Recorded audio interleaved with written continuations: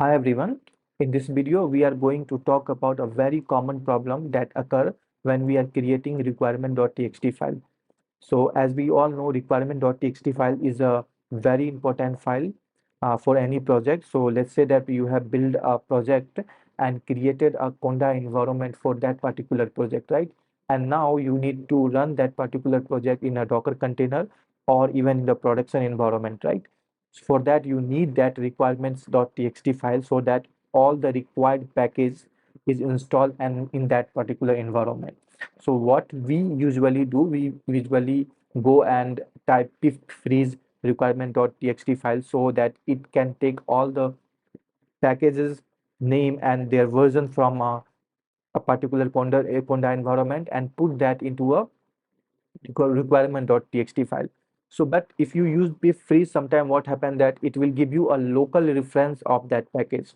So local reference means like that package might install in some other like base Conda environment, so, right? And from that local reference it will give you. So that local reference is not present in other environments like in the Docker or in the production, so that might not work. So that is going to give you an error, and manual removing of all that reference is very difficult, right? It's very long list in some projects.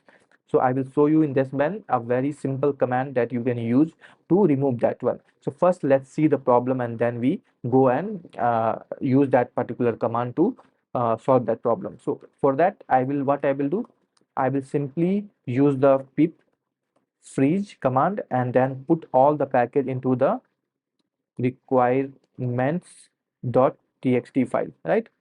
And if I write that one, you can see there are also other some of the package are there that it's take from the ml conda environment, this ml conda environment, and put it here in this txt file, right? You can see there is a local reference of that particular package. These are the local reference. So these local reference like user runner is mini, I'm using the mini conda force 3, right?